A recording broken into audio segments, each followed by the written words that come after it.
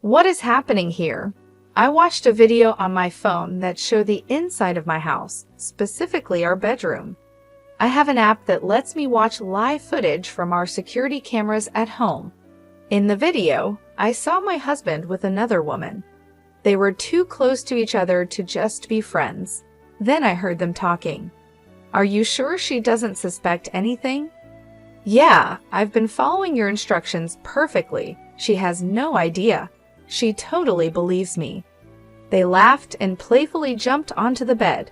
I was shocked because the woman with my husband was my own sister. My name is Karen McDougal. I am 53 years old. My husband James is almost 56, and we have been married for 21 years. We don't have children, and it has always been just us two. We had a comfortable life until about 12 years ago when James was diagnosed with early onset dementia. His condition worsened over time. He began forgetting important meetings, how to do his job, and where he placed things. He even had trouble dressing himself and would often bump into things. Once, he left a kettle on the stove, nearly causing a fire. So James and I sought advice from my sister, Nicole, who runs a care home. She recommended a hospital where James was diagnosed. He had to retire, and now a caregiver from Nicole's facility visits our home twice a week. These days, I am the main earner in our family, working hard every day. One day when Miss Tom, our regular caregiver, visited, Nicole came with her. She said, "How's James doing? He's your husband, and I'm worried too." Since we started using Nicole's facility, she often stops by to check on us. I left for work knowing James was in good hands. My sister Nicole has looked after him like a brother ever since we got married. She always wanted a big brother when we were kids. She was very upset when James was diagnosed with dementia. Although she's busy, she often checks on us, which I really appreciate. Thanks to Nicole and Ms. Tom, I can work peacefully knowing James is safe at home. Without my job, we'd struggle financially, so I'm very grateful to them. However, they can't help on weekends, so I take care of James alone then. I work during the week and care for James on weekends, leaving me no time for myself. I hadn't realized how tired I was, but a nurse at the hospital, who I've known for nearly 12 years, noticed. "Mrs. McDougal, it's tough caring for your husband. You need some time to rest," she told me. I know I can ask Nicole and Ms. Tom for emergency help, but I don't want to trouble them more. By the way, there's a new nurse here from a specialized dementia hospital in Kansas City. She might help you. Look, there she is. I looked where the nurse was pointing, and to my surprise, it was Judy, my best friend from college. We hugged and caught up happily. Judy, who played softball in college and still looked sharp with her neat, short haircut, exclaimed, "Karen, you haven't changed at all." "Neither have you, Judy. I'm so glad to see you," I replied. Judy had waited for her children to grow up, divorced, and moved back to her hometown. "Let me know when you're free for coffee," she suggested. Just then, James came out in his wheelchair after his tests. "This is my husband, James," I introduced him. "It feels like it's been forever since our wedding." "Yes, it has been a long time," I replied to Judy, my friend from college.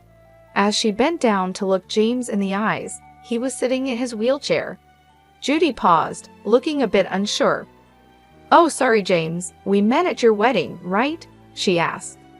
James smiled at her and replied, "Is that so? I'm looking forward to your future care. Thank you in advance." Judy seemed to have a thoughtful look as she observed James. Noticing my confused expression, she stood up smiling.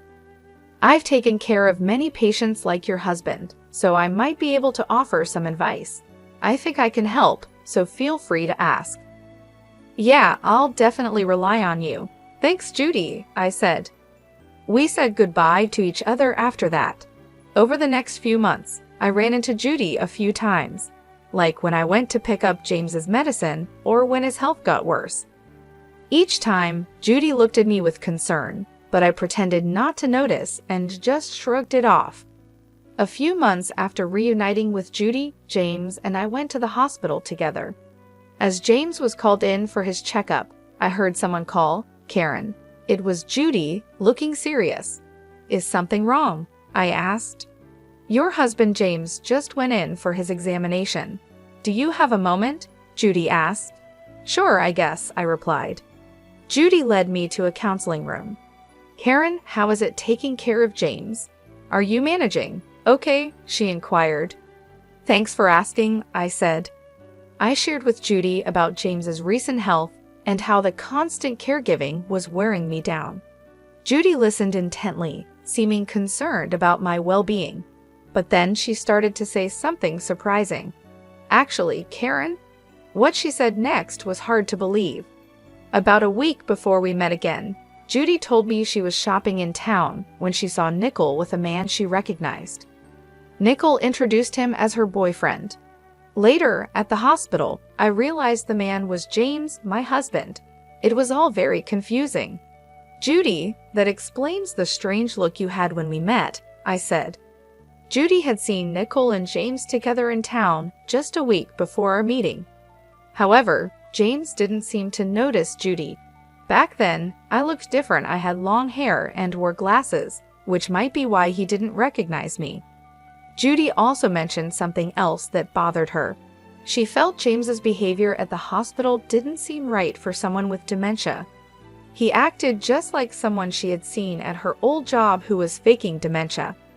The man she saw in town walked confidently and responded clearly, looking perfectly healthy. "Could you have mistaken someone else for him?" I asked. "I don't think so," Judy replied. "You know how James has those distinctive moles under his right eye? The man with Nickel had them too. It's quite a unique feature." Judy realized she might have spoken inappropriately about my husband and apologized. But it was true, James does have those moles, and it's rare for someone else to have the same ones in the same place.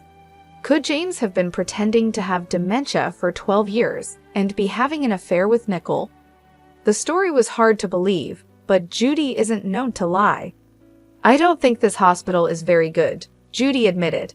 "The doctors aren't great, and I've heard some bad rumors. It seems odd that they have so many patients.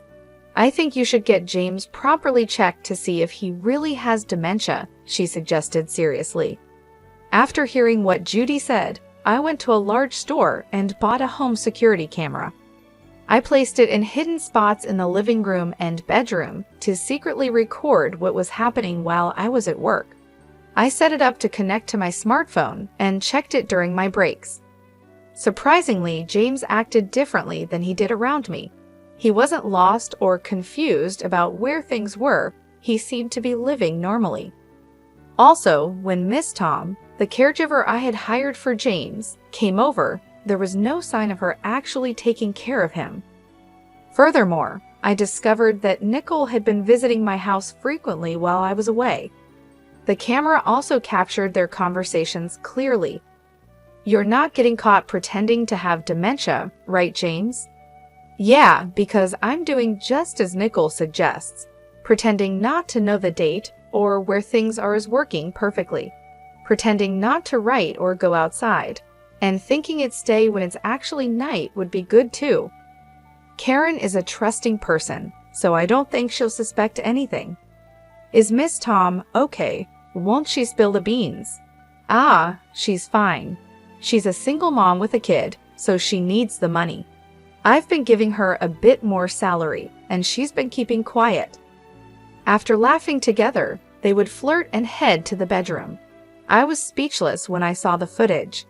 I couldn't believe my sister and husband were plotting behind my back, but the evidence was clearly recorded on the camera. Confronted with the undeniable truth, I felt lost. A few days later, I felt the need to talk to Miss Tom, who had been taking care of James. When I contacted her, she said she would be available the following Saturday. I went to her apartment and showed her the footage.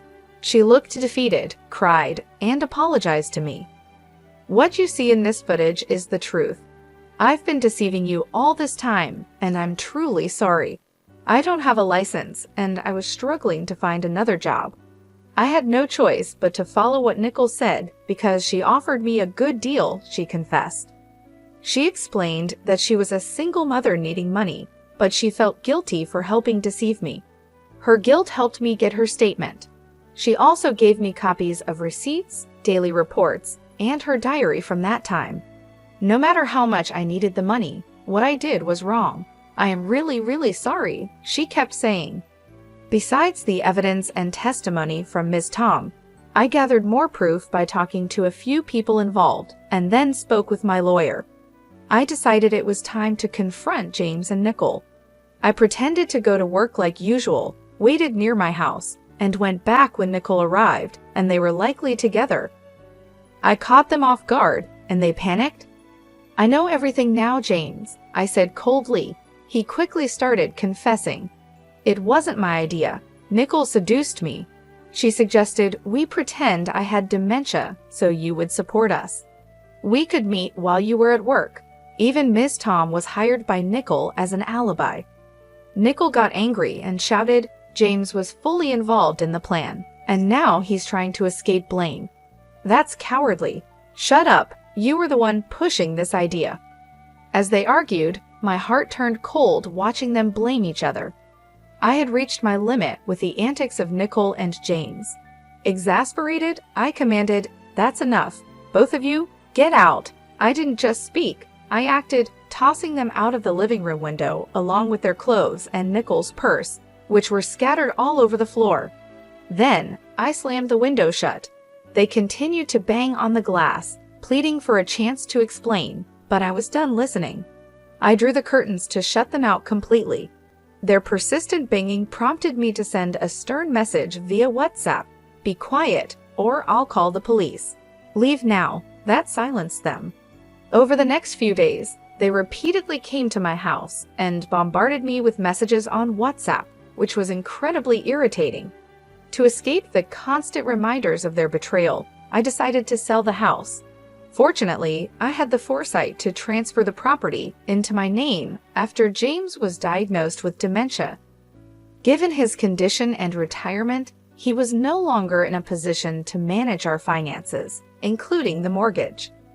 This precaution proved wise, as I was able to sell the house for a good price and purchase an apartment with the funds I had discreetly saved over the years.